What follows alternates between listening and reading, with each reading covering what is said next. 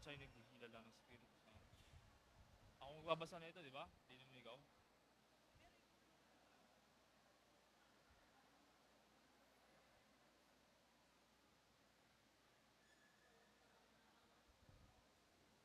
Okay, tama, tama. Kasi abag Ginoong Maria eh. Ako to eh. Ikaw, Santa Maria. Oo nga.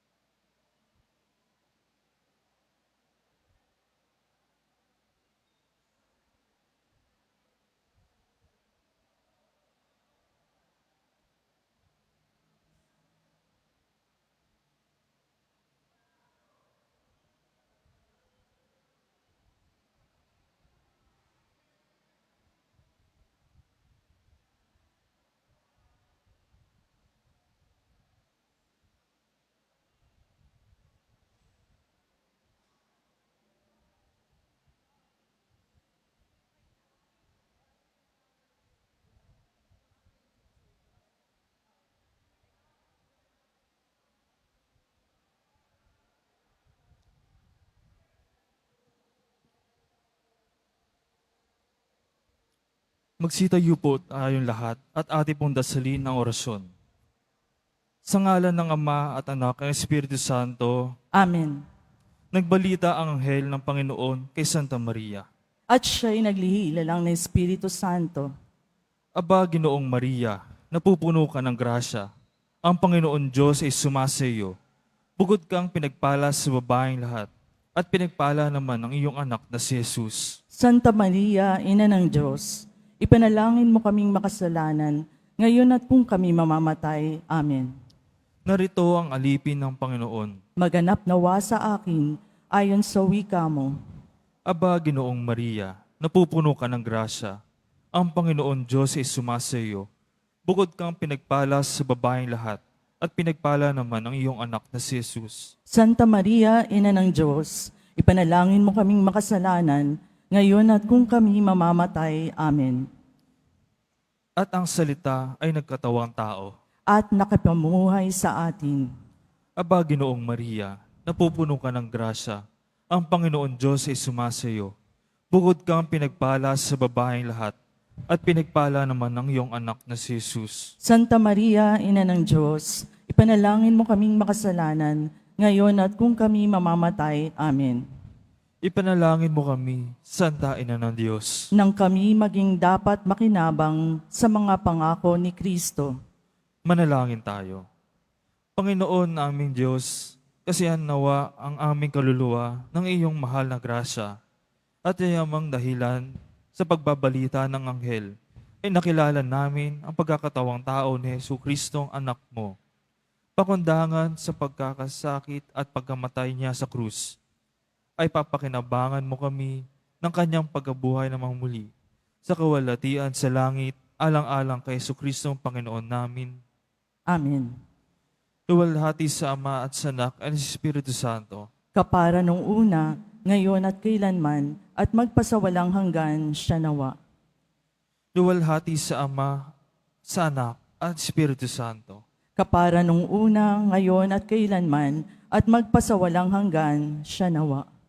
Luwalhati sa Ama, sa Anak at sa Espiritu Santo. Kapara nung una, ngayon at kailanman, at magpasawalang hanggan siya nawa.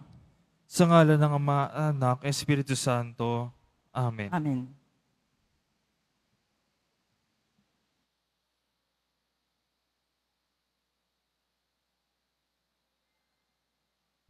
Ang Archdiocese ng Maynila. Tungkulin nito ay suportahan, alagaan, at hubugin ang espiritual at pagkatao ng mga pari, diakono, madre, at lahat ng taong natalaga. Ang Archdiocese ng Maynila ay isa sa pinakamatanda at pinakamahalagang arkidiocese sa Pilipinas. Pinamumunuan ito ng Arsobispo ng Maynila at nagsisilbing sentro ng pananampalataya, pagsamba at paglilingkod ng simbahang Katolika sa nasasakupan nito. Upang maisakatuparan ang misyon ng simbahan na magpahayag ng salita ng Diyos, magdiwang ng mga sakramento at maglingkod sa kapwa. Itinatag ang iba't ibang komisyon na tumutugon sa iba't ibang pangangailangan ng pamayanan. Sa loob ng 9 na araw ng ating nobena, ating makikilala ang 9 na pangunahing komisyon ng Archdiocese ng Maynila. Ang Commission on Integral Human Development.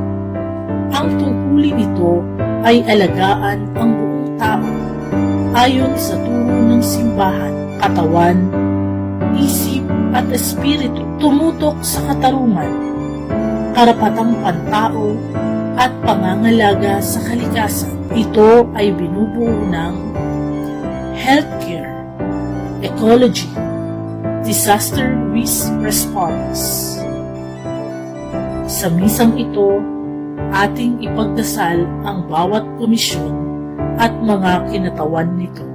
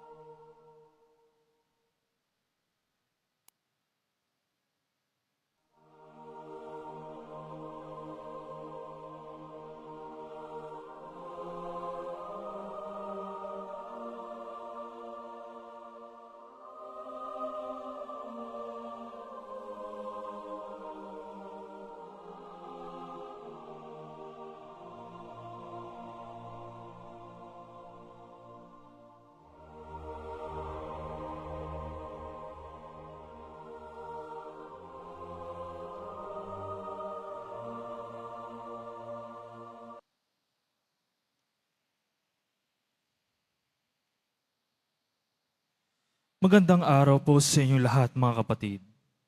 Tayo po ngayon ay nasa ikalimang araw ng ating misa bilang paghahanda sa dakilang kabisahan ng kapanganakan ni San Juan Bautista, ang pangunahing patron ng ating simbahan. Ang mamumuno po sa ating banal na pagdiriwang ng misa ay si Reverend Father Manuel S. Abogado III, Cluster Coordinator, Commission on Integral Human Development, Parish Priest of Our Lady of Fatima Parish, Bacood, Santa Mesa, Manila. Magsitayo na po tayong lahat.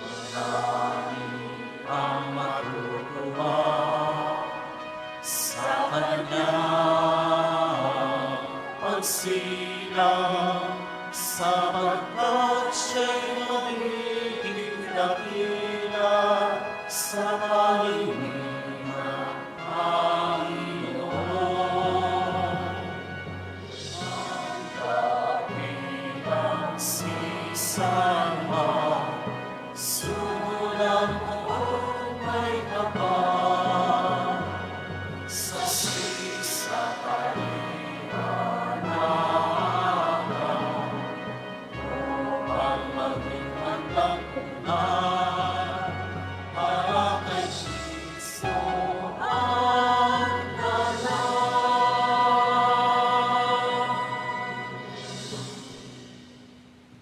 Sa ngalan ng Ama at ng Anak at ng Espiritu Santo, Amen. ang pagpapala ng ating Panginoong Heso Kristo, ang pag-ibig ng Diyos Ama, at ang pakikipagkaisa ng Espiritu Santo, nawa ay sumainyong lahat. At sumayo rin. Mga minamahal na kapatid, tayo ay nasa mga araw ng ating nobena sa pagdiriwang natin ng dakilang kapistahan ng pagsilang ni San Juan Bautista, pangunahing patron ng ating parokya. Dumalangin tayo na sa pamamagitan ng kanyang mga dasal na tayo ay tunay na makapagbalik loob sa Diyos at matagpuan ang daan tungo kay Kristo. Pagsisihan natin at hingin ng tawad ang mga kasalanang ating nagawa laban sa Diyos at sa ating kapwa.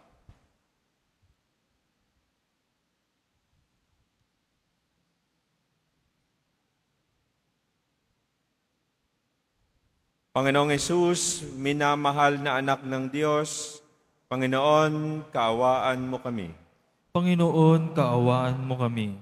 Kristo Jesus, ang Mesiyas ng Diyos sa Israel, Kristo, kaawaan mo kami. Kristo, kaawaan mo kami. Panginoong Hesus, ang korderong nag-aalis ng kasalanan ng sanlibutan, Panginoon, kaawaan mo kami. Panginoon, kaawaan mo kami. Kaawaan tayo ng makapangyarihang Diyos, patawarin tayo sa ating mga kasalanan, at patnubayan tayo sa buhay na walang hanggan. Amen. Manalangin tayo. Ama naming makapangyarihan, itaguyod mo ang iyong angkan sa landas ng kaligtasan at sa pagsunod sa itunuro ni San Juan Bautistang nanguna sa daan, marating nawang walang hadlang ang kanyang ipinangaral na Panginoon naming Hesukristo kasama ng Espiritu Santo magpa sa walang hanggan. Amen. Magsiupo muna ang lahat. Pagbasa mula sa ikalawang aklat ng mga hari. Noong mga araw na iyon, nang malaman ni Atalia na patay na ang anak niyang si Ocosias, sinikap niyang patayin ang lahat ng kamag-anak ng hari.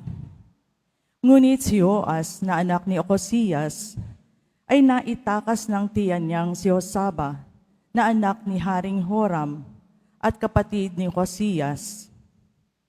Itinago niya ito, pati ang tagapag-alaga, sa isang silid, kaya hindi napatay ni Atalia.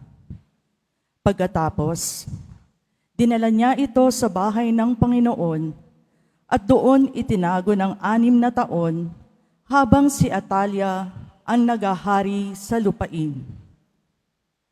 Nang 7 taon ng pamamahala ni Atalia, ipinatawag ni Joiada ang mga pinuno ng mga Kriteo at ng mga bantay sa templo at isinama sa loob ng templo. Pinagtibay nila roon ang isang kasunduan sa pangalan ng Panginoon. Pagkatapos, iniharap sila sa anak ng hari. Sinunod ng mga pinuno ang lahat ng iniutos sa kanila ng saserdoteng si Joiada. Isinama nila kay Joiada ang kani-kanilang tauhan, pati yaong hindi nakatalagang manungkulan kung araw ng pamamahinga. At ibinigay ni Joiada sa mga kapitan ang mga kagamitan ni Haring David, ang mga sandata at pananggalang na nasa bahay ng Panginoon.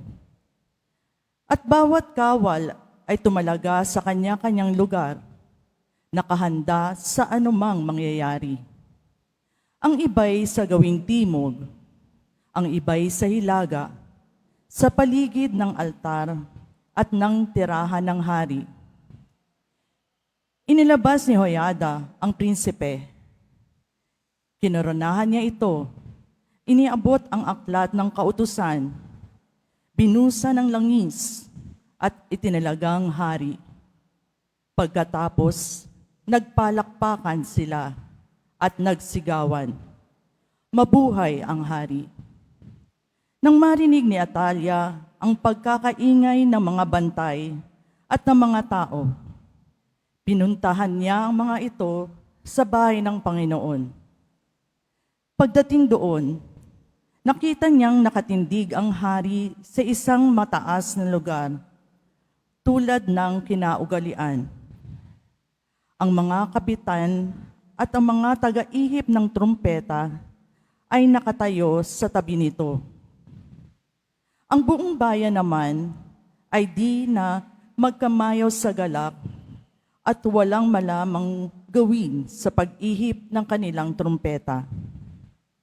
Nang makita ito ni Atalia, sinira niya ang kanyang kasuotan at malakas na sinabi, "Ito'y isang malaking kataksilan." Iniutos ni Joiada sa mga kapitan, "Ilabas ang babaeng iyan at patayin pati ang sinumang susunod sa kanya. Ngunit huwag silang papatayin sa bahay ng Panginoon." Siya'y sinunggaban nila.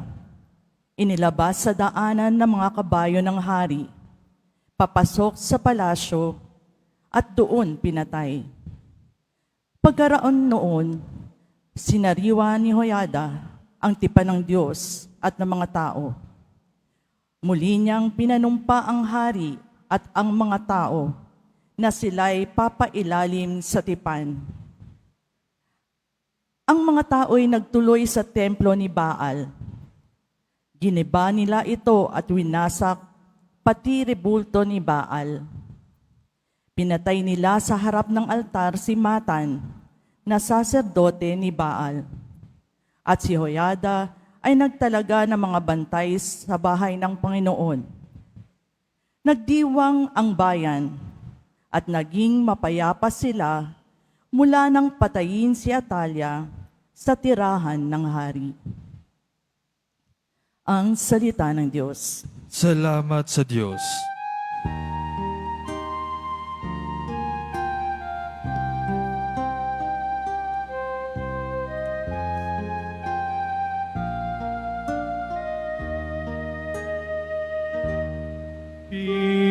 Pinili ng Panginoon,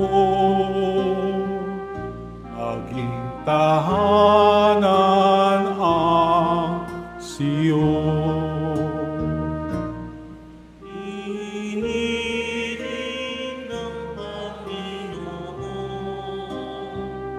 naging tahanan ang Siyon.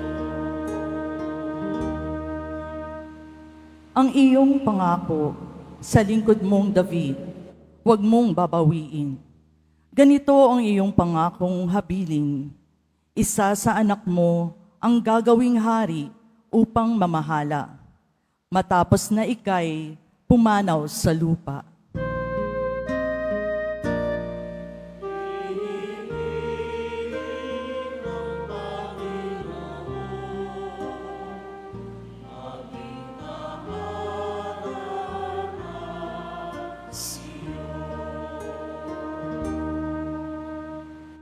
Kung maging tapat ang mga anak mo sa bigay kong tipan, at ang mga utos ko ay gagalang, ang mga anak mo'y pawang maghaharing walang katapusan.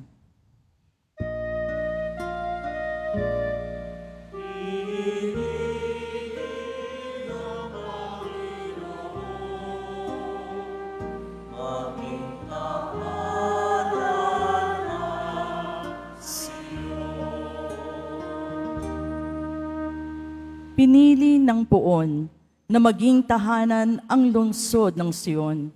Ito ang wika niya. Doon ako titira panghabang panahon. Ang paghahari ko'y magmumula roon.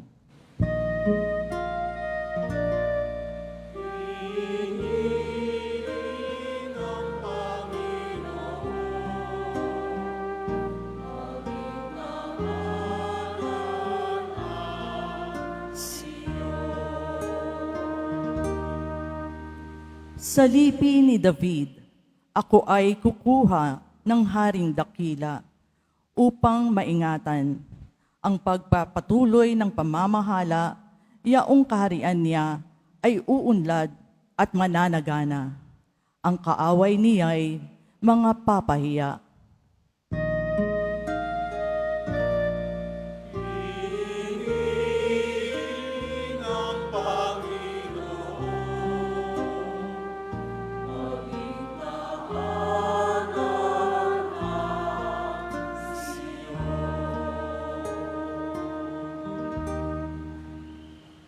Magsitayo na po ang lahat.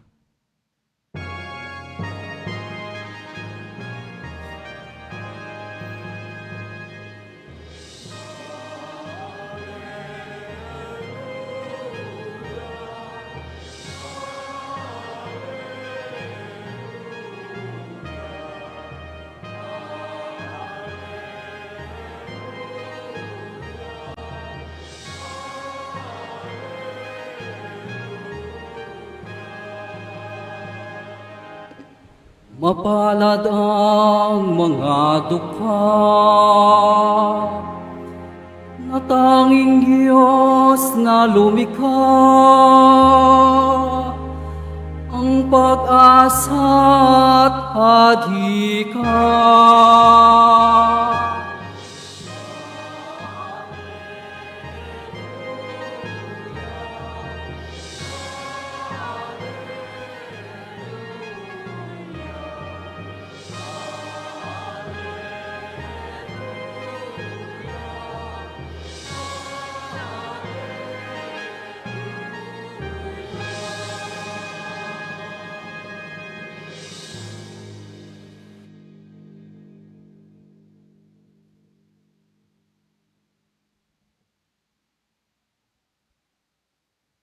Sumainyo ang Panginoon.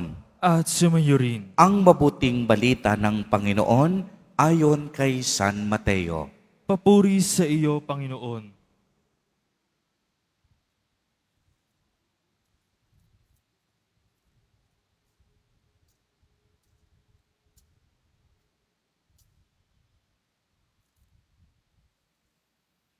Noong panahong iyon, sinabi ni Jesus sa kaniyang mga alagad, "Huwag kayong mag-impok ng kayamanan dito sa lupa.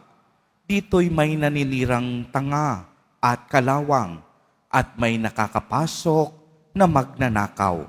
Sa halip, impokin ninyo ang mga kayamanan sa langit. Dooy walang naninirang tanga at kalawang at walang nakakapasok na magnanakaw. Sapagkat kung saan naroon ang inyong kayamanan, naroon din naman ang inyong puso. Ang mata ang pinakailaw ng katawan.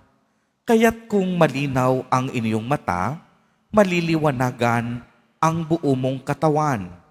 Ngunit kung malabo ang iyong mata, madirimlan ang buo mong katawan. Kaya't kung ang liwanag na nasa iyo ay kadiliman pala, napakadilim niyan." Ang mabuting balita ng Panginoon. Pinupuri ka namin, Panginoong Hesukristo. Magsiupo muna ang lahat.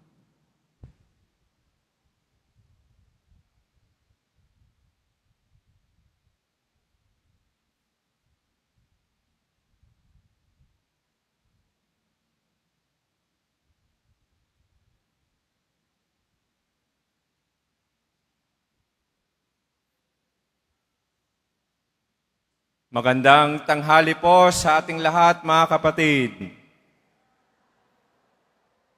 Una po sa lahat, maraming salamat sa ating pong Jesus Nazareno sa pagbibigay sa akin ng pagkakataon makapagdiwang sa misang ito sa mamagitan siyempre ng ating rektor na si Father Ramon J. Licuanan. Salamat kay Father Robert at Father Richard din naman na kasama niya dito sa Quiapo Church. Mabibilang pa sa aking isang kamay yung pagmimisa ko dito. I think pangalawa pa lang yata ito.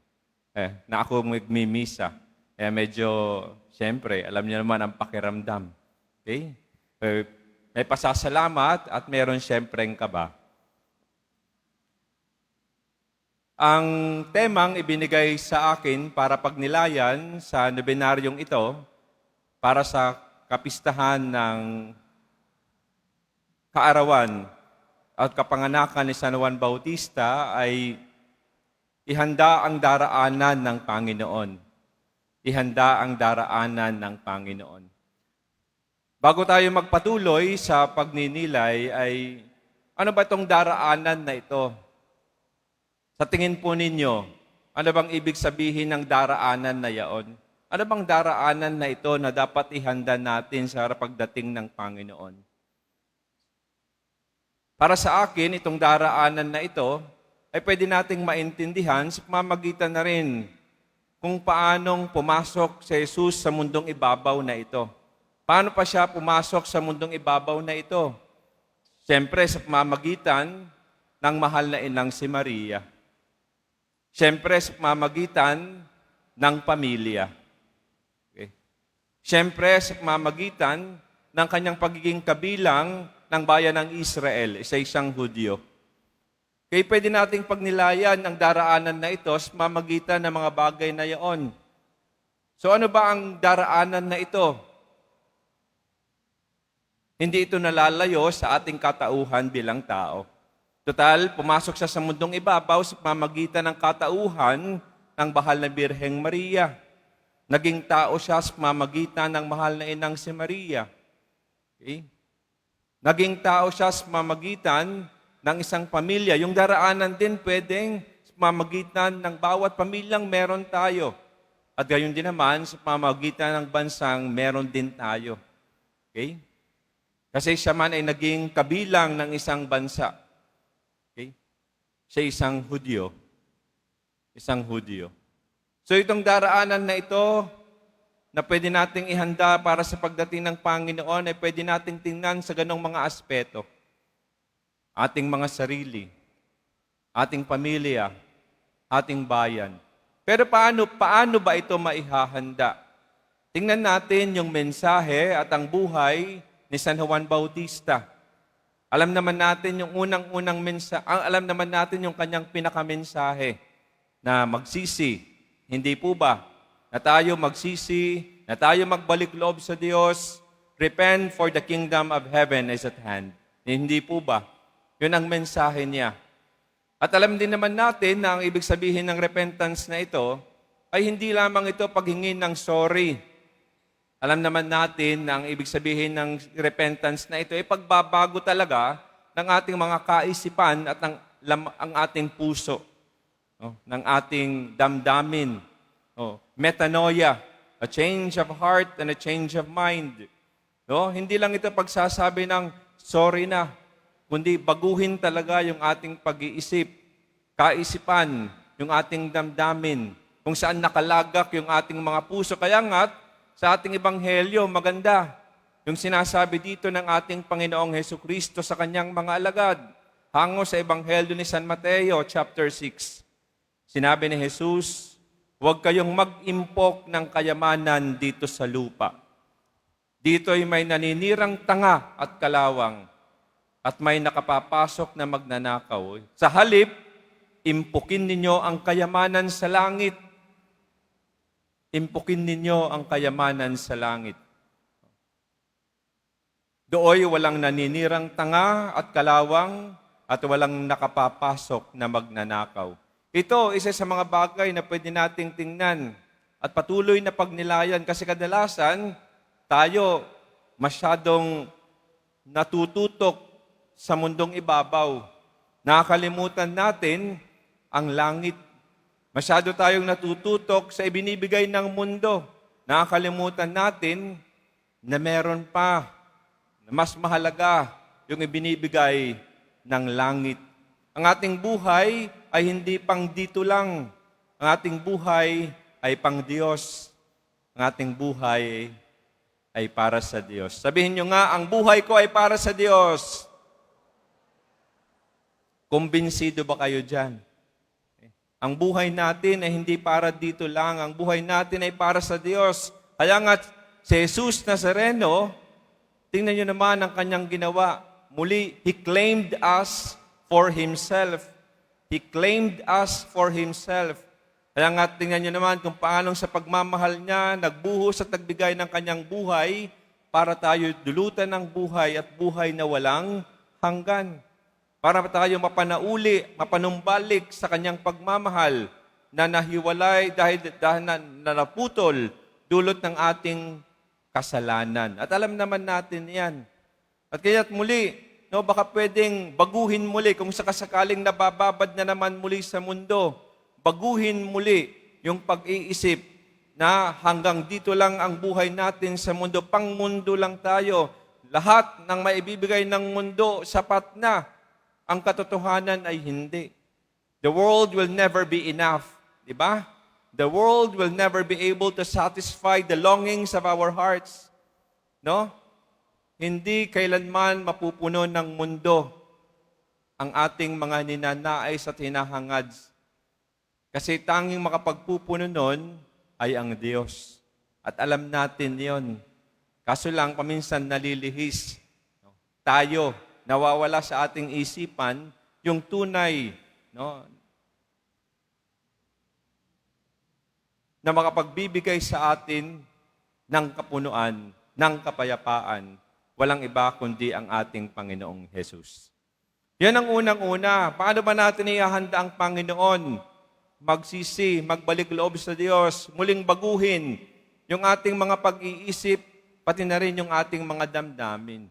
Maka natututok na sa mundo at ibinibigay ng mundo, nakakalimutan na natin na merong Diyos at kailangan natin ang Diyos. Sabihin nyo nga po, kailangan ko ang Diyos. Kailangan natin ang Diyos. Kaya kinakailangan patuloy tayong lumingon sa ating pinanggalingan na wala din namang iba, kundi siya. Ang hindi lumingon sa pinanggalingan na hindi makararating sa panaroonan. Tayo'y galing sa Diyos at dapat lamang na magbalik sa Diyos. Okay? Galing sa Diyos, para sa Diyos. Kaya kailangan natin ang Diyos. Okay? Ngayon, siyempre, hindi nagtatapos doon. Nang tinanong si Juan ng mga nasa harapan niya, halimbawa sa Ebanghelyo ni San Lucas, nang tinanong siya ng mga nasa harapan niya, the crowd before him, what shall we do? At anong sinabi ni Juan sa kanila? Kung meron kayong ekstrang damit, ibigay ninyo. Okay? Sa nangangailangan. Pag meron ding pagkain, gayon din naman. Anong pinakapunto niya doon? Magbahagi. Magbahagi. Share what you have to those in need. Magbahagi. So hindi lang sapat yung magsisi, magbalik loob sa Diyos, iwasan yung kasalanan, kundi dapat dagdagan ng paggawa ng mabuti. Isa sa gawaing mabuti ay yung magbahagi. Wag lang ikaw, ako, at ako na lang. Kung meron ka namang extra, magbahagi. Paminsan, silipin nyo nga yung mga bahay ninyo. Sinisilip nyo mga bahay ninyo. One time, nakapagbasbas ako ng isang bahay. Naku, halos hindi ka na makadaan. Kasi nga, gamit dito, gamit doon, gamit dito, gamit doon. Doble-doble naman. At buti kung doble-doble lang eh. Paminsan nga, inaalikabukan na. Baka meron kayo dyan mga gamit na paminsan inaalikabukan niya. Hindi mo na nabibisita. Paminsan sasabihin nyo na nga lang, meron pala ako nito. Meron pala ako nito. Okay? Na pwede nyo naman sanang ibahagi na lang. Kaso nangihinayang ka kasi bigay ito ni ganito. Pero, nakatago rin lang naman. Baka pwedeng isa sa mga hamon na pwede nating isagawa, yung bagay na yun, ibahagi.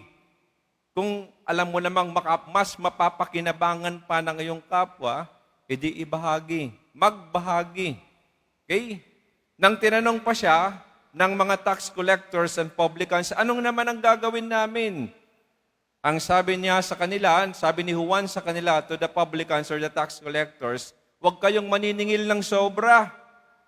Sino ba dito yung naniningil ng sobra? Okay? Sino ba dito yung naniningil ng sobra? Hindi lang pera ang pinag-uusapan dito, pati na oras. Ikaw, kung makapagbigay ka ng oras, halimbawa, kakarampot lang. Halimbawa, sa Diyos. Diba? Pag nagbigay ng oras sa Diyos, kakarampot. Pero pag nangangailangan at may problema, gusto tutukan ng Diyos. Diba? Ganon. Gustong tutukan ng Diyos. Dapat hindi nalilingon sa iba ang Diyos. Pati na rin sa ating pakikipagrelasyon sa kapwa. Paminsan ganyan din tayo. Pag nakapagbigay ka ng oras, kakarampot. Pero kung gusto mo naman, ikaw ang tututukan. Nasa iyo lahat ang atensyon.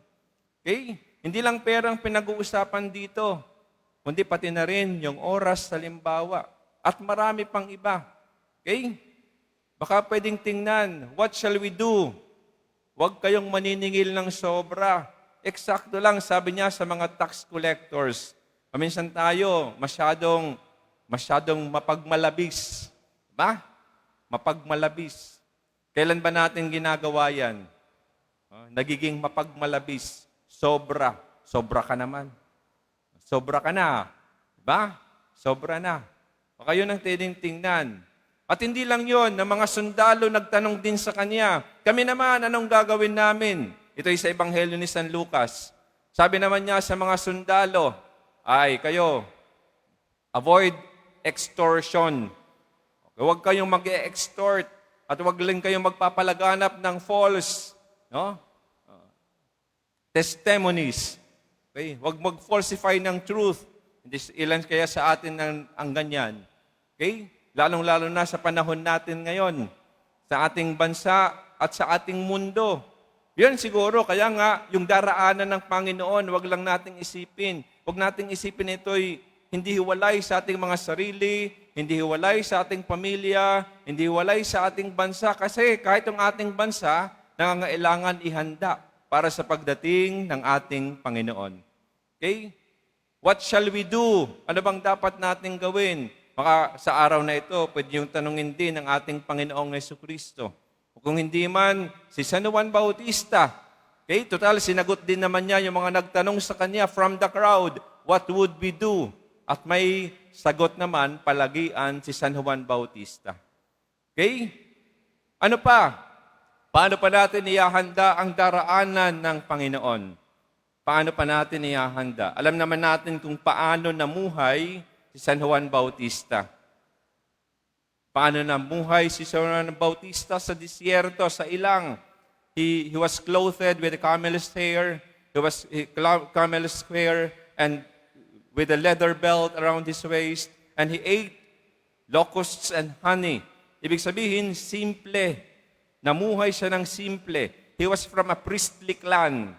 Ibig sabihin, sana pwede siyang magsuot ng linen Pwede sana siyang kumain mula doon sa mga offerings, doon sa templo. He was a priest from the priestly clan. Tatay niya, pare, saserdote, si Zacarias. Kahit yung kanyang nanay from the priestly clan, kung tutusin, pwede naman siyang hindi magsuot ng ganong damit, payak, simple at mamuhay ng simple. Pero yung sinasabi, yung pagkain niya ng locusts and honey is actually his way of living his life in accord to the generosity of God. Namumuhay siya ayon sa ibinibigay man lamang ng ating Panginoong Diyos. Okay?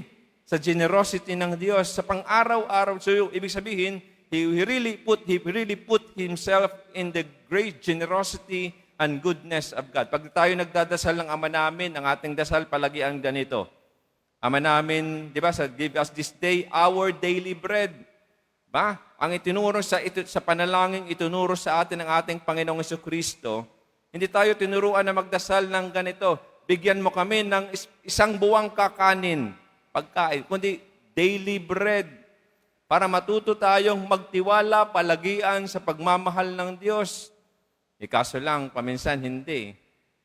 Okay? Paminsan hindi. Nangangangkam ng, dahil sa kawalan ng pagtitiwala, hindi, dapat maghanda na ako. Pang good for 1 year, akin lang to. Diba? Ganyan. Pero kung tutusin, noon pa man, kahit noong nagbigay ng mana ang Diyos sa bayan ng Israel when they were traveling in the desert to the promised land, pinakukuha lang sa kanilang mana, good for the day. Maliban, kapag Friday, bound for Sabbath day, dapat 2 beses. Kasi they have to rest during the Sabbath day. Pero, good for the day lang kung tutuusin. At huwag nating kalilimutan yung sabi ng Diyos, sa panalangin tunuro niya, give us this day our daily. Nang matuto tayong patuloy na magtiwala sa generosity ng Diyos at sa generosity din ng ating kapwa. So, ganyan siya mamuhay, simple, payak, nang sa gayon, matuon ang atensyon ng lahat sa Diyos. And that leads us to the fourth point. Paano ba natin ihahanda ang daraanan ng Panginoon? Alalahanin natin ang buhay ni San Juan. Sa Ebanghelyo ni San Juan, in the Gospel of St. John, anong sabi niya nang dumaan si Jesus? Behold, the Lamb of God. His life was always pointing towards the Lord. Okay? He pointed towards the Lord. Iginiya niya, maging ang kanyang mga alagad at tagasunod, iginiya niya kay Jesus. Halimbawa si Andres at si Juan, iginiya niya kay Jesus. Iginiya niya sa ating Panginoong Hesukristo. At naging mga tagasunod, halimbawa si Andres, ng ating Panginoong Hesukristo. Hindi pinanatili niya sa kanya. At dahil ang paniniwala niya, sabi niya, he must increase, I must decrease. Nandoon pa rin, no? Sa Nazareno 2026 naging tema, dapat siyang tumaas at ako na may bumaba. Okay? He must increase, I must decrease. So yung 4 na yaon, paano ba natin ihahanda ang daraanan ng Panginoon? Una, huwag natin kalilimutan yung kanyang mensahe na magsisi, magbalik loob sa Diyos. Okay? Iwasan yung pagkakasala. Pero hindi lang magtatapos doon. Gumawa ng mabuti. Okay? At hindi lang yon, mamuhay ng payak. At hindi lang yon, pati ang ating sa kabuang buhay natin ay dapat palaging nakatuon sa ating Panginoong Hesukristo. Okay po ba yaon? Okay po ba yaon? At ang daraanan na ito ay hindi walay sa inyong mga sarili kayo kasi kayo ang daraanan ng Panginoon. Kayo ang daraanan ng Panginoon. Tulad ng pagdaan niya kay Maria, okay? Para maging ina. Napunta siya sa mundong ibabaw dahil kay Maria na nagsabi ng oo sa Diyos. That's why how important it is to say, yes, Lord. Oo. Simula pa lamang. Let our Lord be our fundamental choice so that the rest of our choices will be attached to that fundamental choice or will be in accord to that fundamental choice, who is no other than God Himself, Jesus Himself. At sana ganun din sa ating sa ating pamilya at sa ating bansa, no? Matuto sana yung ating bawat pamilya at ating bansa na hayaan maging daraanan ng Panginoon. Tayo bilang bansa ay malaking bansang Kristiyano. Kung magiging daanan lang ito ng Panginoong Hesukristo para sa buong mundo, just imagine, di ba? We are a Christian nation. We are a Christian nation. If this nation would only be truly a Christian, or just imagine how much we could do for the kingdom of God in this world, all for His greater glory, in service of many, for the salvation of souls. So sa pagpapatuloy natin ang ating banal na misa, patuloy nating hilingin ang tulong at panalangin ni San Juan Bautista. Ganon din naman, patuloy nating hilingin, siyempre, ang tulong at biyaya ng ating Panginoong Hesukristo. Tayo ay daraanan ng Panginoon. Sana pagdating ng panahon will be no different from St. Paul said, it's no longer I who live, but Christ who lives in me. Because the Lord has already passed through us. The Lord is already with us. We have become another Christ, the other self of God, the other self of Jesus Christ Himself. Magsitayo na po ang lahat.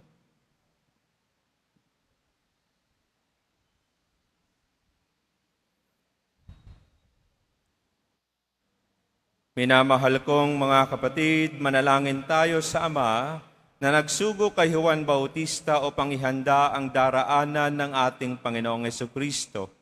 Hingin kay Juan Bautista na ihanda ang daan ng Panginoon sa ating mga puso. Bawat panalangin ating itutugon, Panginoon, tulungan mo kaming ilaan ang aming buhay para sa iyo. Panginoon, tulungan mo kaming ilaan ang aming buhay para sa iyo.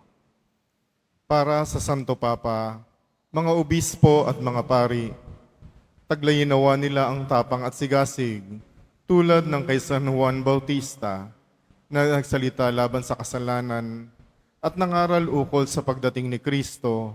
Manalangin tayo. Panginoon, tulungan mo kaming ilaan ang aming buhay para sa iyo.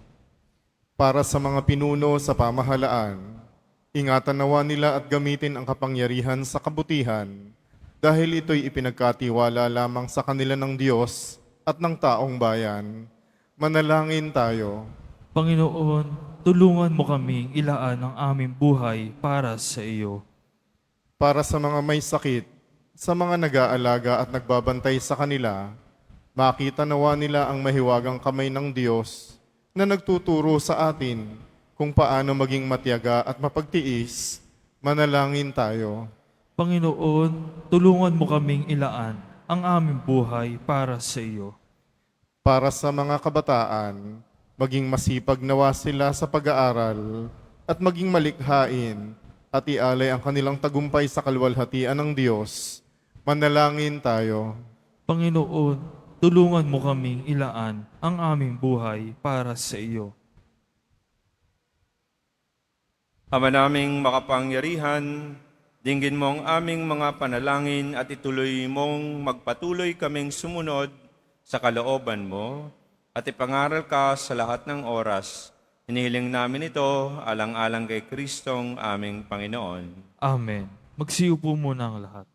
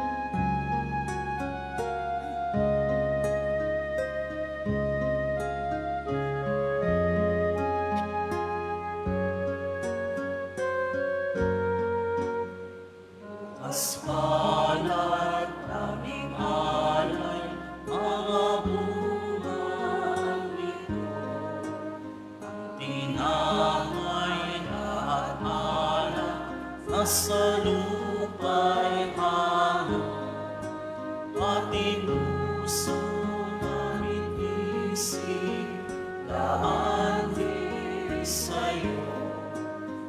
Nagbagot mag-iingat kabay tulad mo. Panginoon, Panginoon, sapat na matulas ay puso nakakabuong mundo.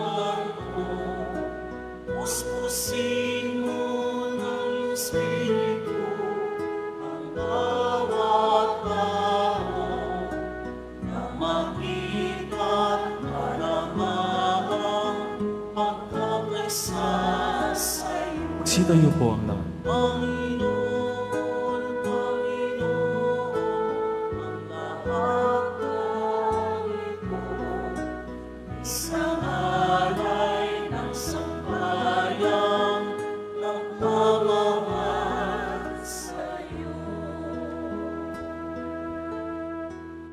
Manalangin kayo mga kapatid, upang itong ating paghahain ay kalugdan ng Diyos sa mang makapangyarihan. Tanggapin nawa ng Panginoon itong paghahain sa inyong mga kamay, sa kapurihan niya at karangalan, sa ating kapakinabangan at sa buong sambayanang banal.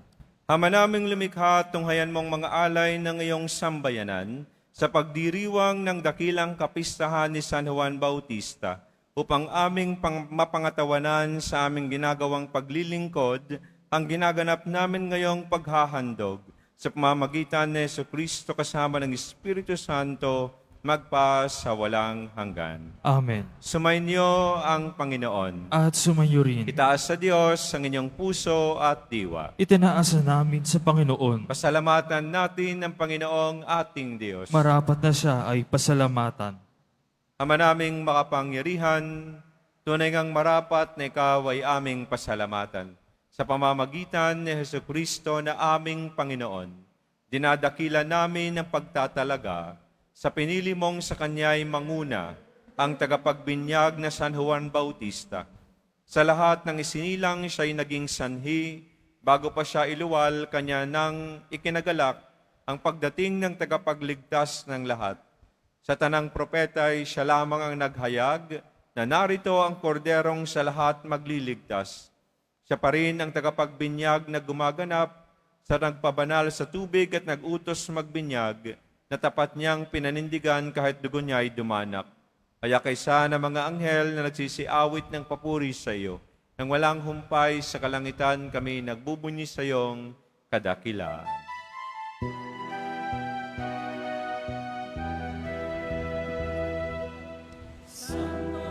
Santo, Santo, Panginoong Diyos ng mga hukbo. Napupuno ang langit at lupa ng kadakilaan mo. Sana sama sa kaitaasan, sana sama sa kaitaasan, pinagpala ang naparirito sa ngalan ng Panginoon. Sana sa kaitaasan, sana sa kaitaasan, sana sa kaitaasan, sana sa kaitaasan. Magsilod po ang lahat.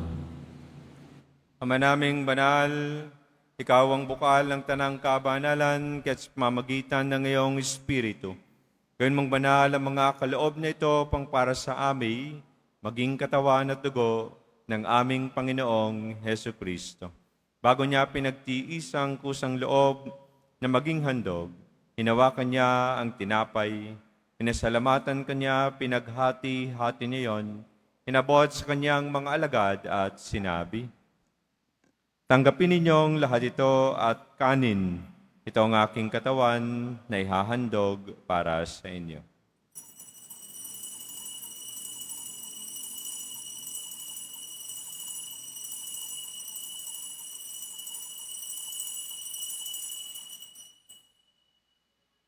Ganyan naman na matapos ang hapunan, hinawakan niya ang kalis, muli kanyang pinasalamatan. Inabot niya ang kalis sa kanyang mga alagad at sinabi, "Tanggapin ninyong lahat ito at inumin. Ito ang kalis ng aking dugo ng bago at walang hanggang tipan. Ang aking dugo na ibubuhos para sa inyo at para sa lahat sa kapagpapatawad ng mga kasalanan. Gawin ninyo ito sa pag-alaala sa akin."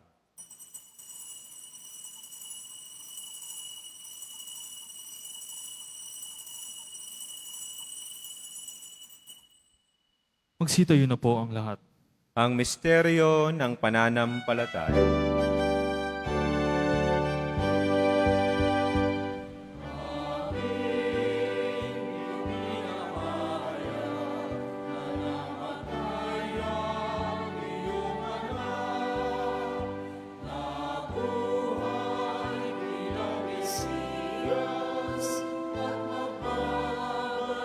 Sa wakas, naramaya sa Ang mga ginagawa namin ngayon ang pag-alaala sa pagkamatay at muling pagkabuhay ng iyong anak. At iniaalay namin sa iyo ang tinapay na nagbibigay buhay at ang kalis na nagkakaloob ng kaligtasan. Kami nagpapasalamat dahil kami ay iyong minarapat na tumayo sa harap mo para maglingkod sa iyo. Isinasamo namin kaming magsasalo-salo sa katawan at dugo ni Kristo ay mabuklod sa pagkakaisa sa mamagitan ng Espiritu Santo.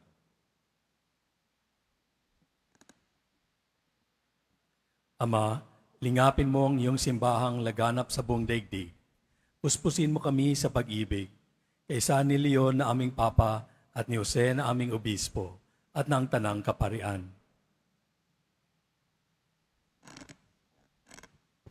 Alalahanin mo rin ang mga kapatid naming nahimlay nang may pag-asang sila'y muling mabubuhay. Gayon din ang lahat ng mga pumanaw. Kaawaan mo po sila at patuloyin sa iyong kaliwanagan. Kaawaan mo at pagindapatin kaming lahat na makasalo sa iyong buhay na walang wakas.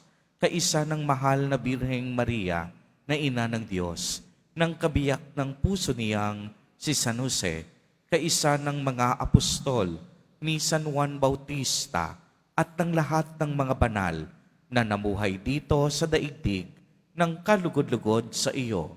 Maipagdiwang nawa namin ang pagpupuri sa ikararangal mo sa pamamagitan ng iyong anak na aming Panginoong Hesukristo. Sa pamamagitan ni Kristo kasama niya at sa Kanya, ang lahat ng parangal at papuri sa iyo, Diyos sa mga makapangyarihan, kasama ng Espiritu Santo, magpa sa walang hanggan.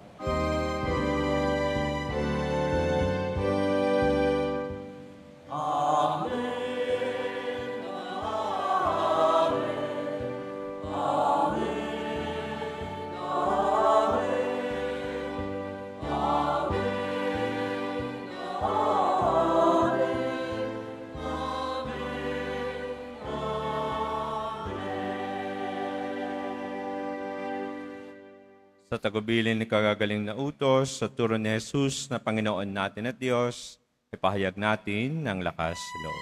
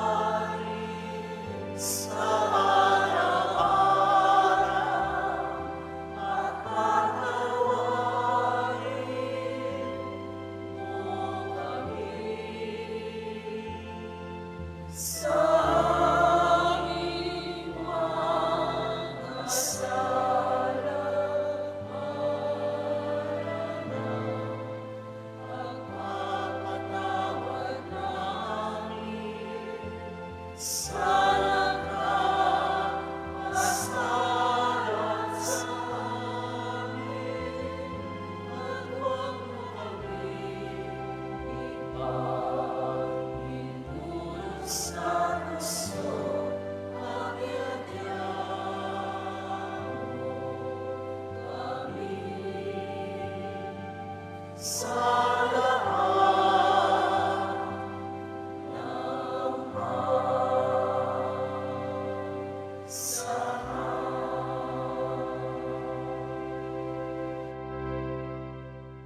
namin kami Diyos sa lahat ng masama, pagkalooban ng kapayapaan, araw-araw, iligtas sa kasalanan. Ilayo sa lahat ng kapahamakan, samantalang aming pinananabikan ang dakilang araw na pagpapahayag ng tagapagligtas naming si Hesu Kristo. Sapagkat iyo ang kaharian at ang kapangyarihan at ang kapurihan magpakailanman. Amen. Panginoong Kristo, sinabi mo sa iyong mga apostol, kapayapaan ang iniiwan ko sa inyo, ang aking kapayapaan ang ibinibigay ko sa inyo. Tunghayan mo ang aming pananampalataya, wag ang aming mga pagkakasala. Pagkalooban mo kami ng kapayapaan at pagkakaisayon sa iyong kalooban, kasama ng Espiritu Santo, magpa sa walang hanggan. Amen. Ang kapayapaan ng Panginoon ay laging sumainyo. At sumayo rin. Magbigayan kayo ng kapayapaan sa isa't isa. Kapayapaan.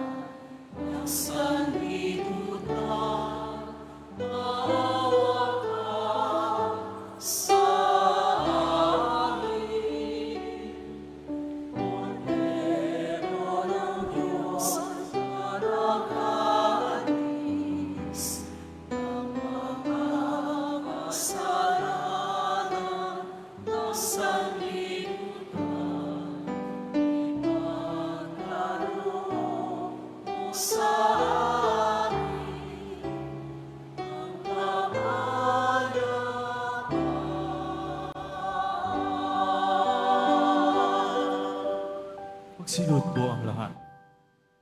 Mga kapatid, ito ang kordero ng Diyos, ito nag-aalis ng mga kasalanan ng sanlibutan.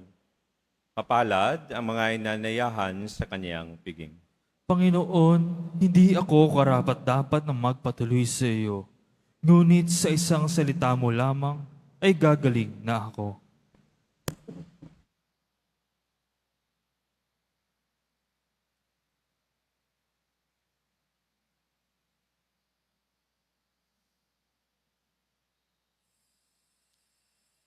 Para sa lahat ng tatanggap ng banal na komunyon, sasagot po tayo ng amen pagkasabi ng pari o ng lay minister ng katawan ni Kristo. At isubo agad si bibig bago gumaling sa harapan ng pari o lay minister. Sumunod po tayo.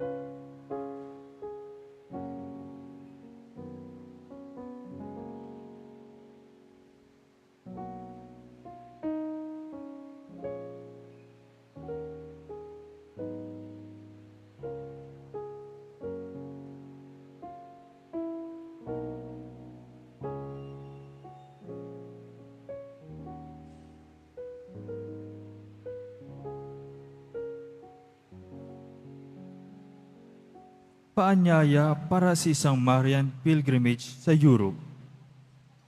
Inaanyayahan po ang lahat na nagnanais maging bahagi ng isang Marian pilgrimage sa Portugal, Spain, France at Italy sa darating na October 20 hanggang November 4, 2026.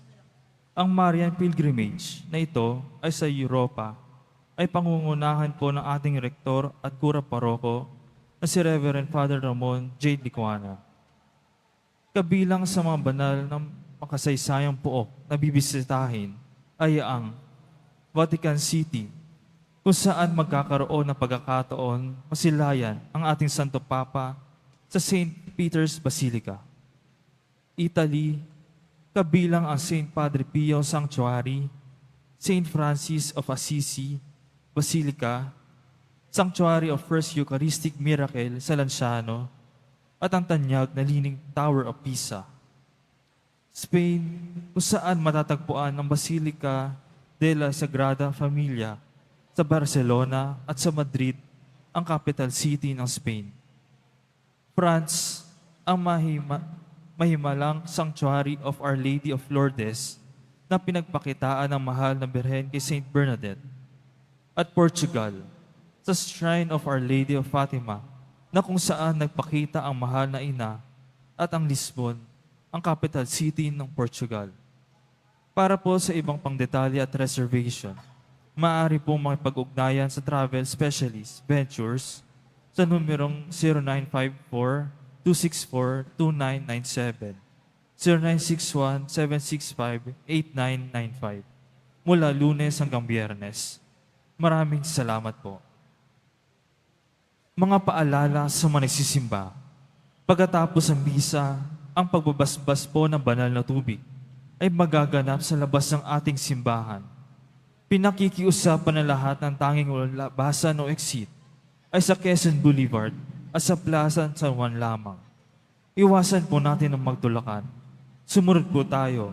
Maraming salamat po sa inyong pagdalaw at pagsisimba sa Basilica Menor at Pampansandabanan ni Jesus Nazareno. Magsilod po ang lahat para sa panalangin sa mahal na poong Jesus Nazareno. Mahal na poong Jesus Nazareno, banal ang iyong pangalan. Dinadakila at pinasasalamatan ka namin. Nagpakababa ka at sumunod sa kalooban ng Ama. Pinasan mo ang krus na nag-alay ng buhay para sa aming kaligtasan. Tanggapin mo ang aming dasal at sakripisyo. Itulot mo kami na kami sumasamo ng buong katapatan at pagmamahal.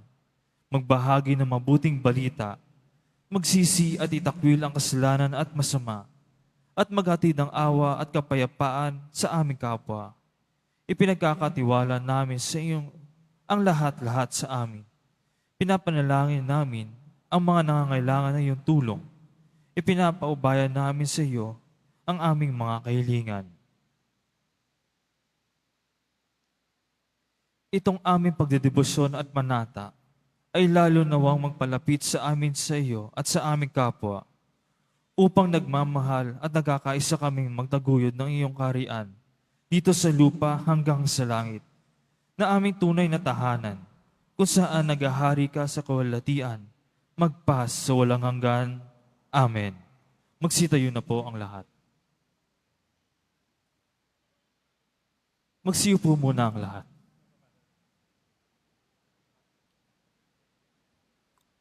Magandang tanghali po sa inyong lahat.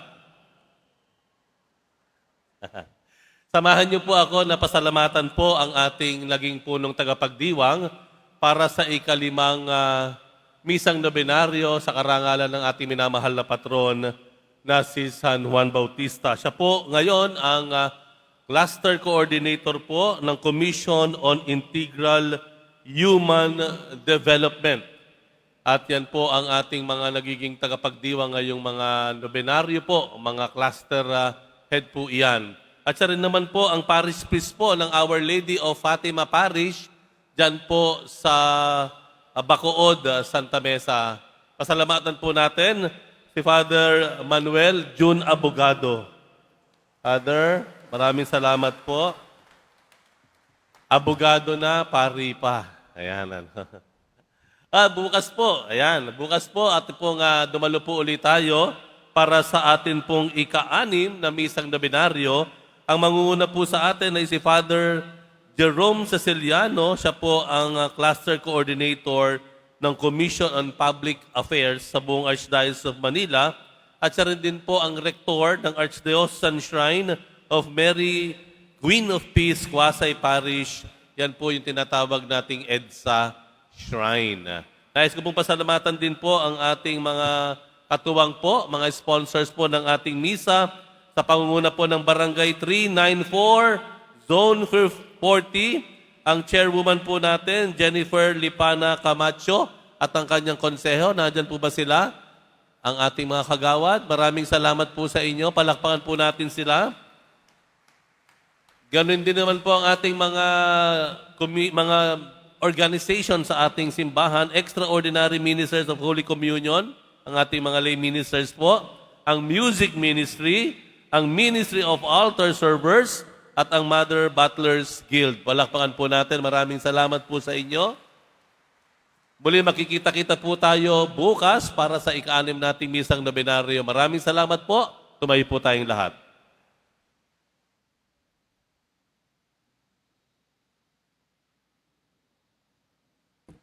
Manalangin tayo. Ama naming mapagmahal, kaming nagsalo sa banal na pakikinabang ay ipatangkilik mo sa dakilang pagdalangin ni San Juan Bautista at ipakiusap nawanyay kami kalugdan ng iyong anak na kanyang itinurong kordero ng Diyos na nag-aalis ng aming kasalanan bilang aming manunubos kasama ng Espiritu Santo magpa sa walang hanggan. Amen. Marami pong salamat, Father Jade, at marami pong salamat, Father Robert at Father Richard, at sa inyong lahat.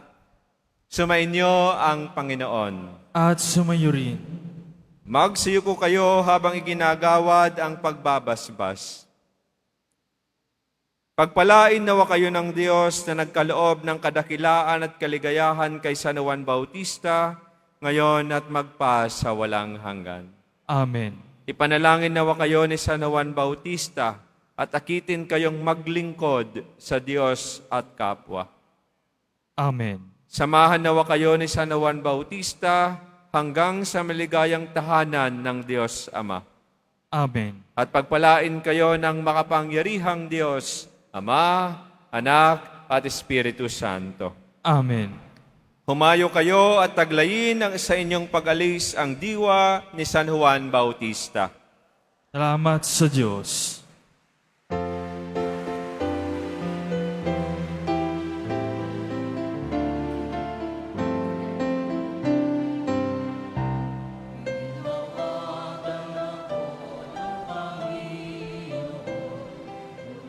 sa sinapunan, mula sa manawan, ang aking ina, ay ginamit niya ang aking pangalan. Walang kanyang pangalan, walang kanyang pangalan, walang kanyang pangalan.